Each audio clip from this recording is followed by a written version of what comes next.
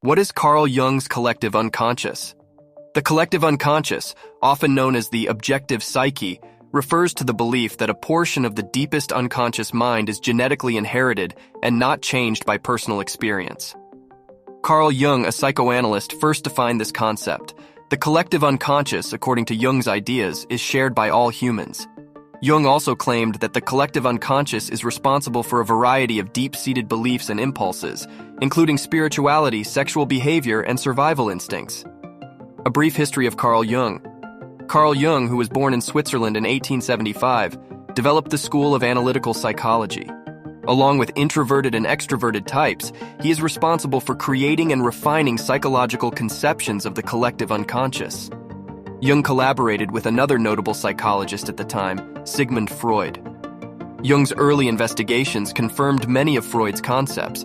However, as time passed, the two gradually diverged in their psychological ideas, especially their views on the evolution of the unconscious mind. The most significant distinction between their explanations of the unconscious mind is that Freud believed it was the result of personal experiences, whereas Jung believed it was inherited from humanity's collective experience in the past. What is the collective unconscious's function? According to Jung, the collective unconscious is a storehouse of knowledge and imagery that each person is born with, and that all humans share as a result of ancestral experience. Though humans may not know what thoughts and images are stored in their collective unconscious, it is believed that the psyche can access it at times of crisis. Cark's key concepts. Jung's theory of the collective unconscious grasp Jung's theories about the collective unconscious necessitates a grasp of the concepts that accompany these beliefs. The archetypes.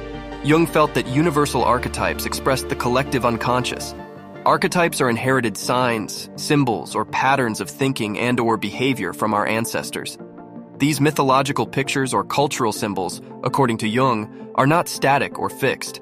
At any given time, numerous different archetypes may overlap or merge. Among the common archetypes offered by Jung to explain the unconscious mind are anima, a female ideal that motivates men to indulge in feminine actions; animus, woman's source of meaning and power, which both creates animosity toward man and increases self-knowledge; hero, beginning with a humble birth, then overcoming evil and death; persona, the mask we use to conceal our inner selves to the outside world; self, the entire personality, the core of the total psyche; trickster, a child who seeks self-gratification by being harsh and unfeeling in the process; wise old man, the self as a figure of knowledge or wisdom. Wizards and venerated professors, for example, commonly appear in the media and marketing communications to represent this image. What are the four major archetypes according to Jung? Jung described the archetypes he felt to be crucial to a person's psychological makeup in his book, Four Archetypes, which included mother, rebirth, spirit, and trickster. Complicated beliefs.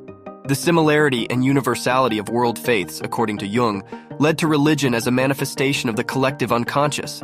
Thus, deep-seated spiritual views can be attributed in part to the genetically acquired unconscious.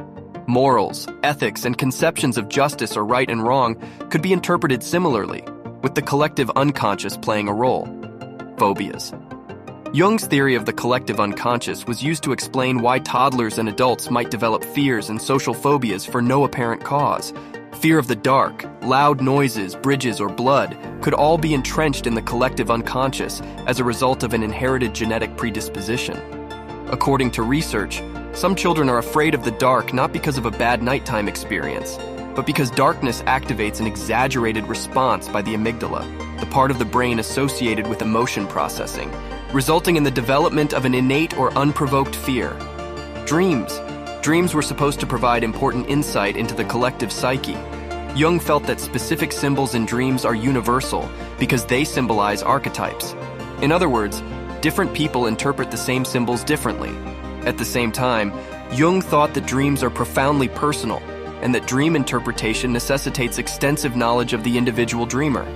In contrast, Freud frequently proposed that specific symbols symbolize specific unconscious thoughts. Dreams, according to Jung, are more than just suppressed wishes. They compensate for elements of the psyche that are underdeveloped in our waking lives. This has made it possible to analyze dreams as a tool for research, diagnosis, and therapy of psychological illnesses and phobias. Carl Jung's collective unconscious is interpreted. There has been some disagreement in the past over whether the collective unconscious requires a literal or symbolic interpretation. A literal interpretation of the collective unconscious is considered a pseudoscientific theory in scientific circles. This is due to the difficulty of experimentally proving that mythological and other cultural symbols are inherited and present at birth. A symbolic interpretation of the collective unconscious, on the other hand, is regarded to have some scientific basis due to the assumption that all humans share similar behavioral inclinations.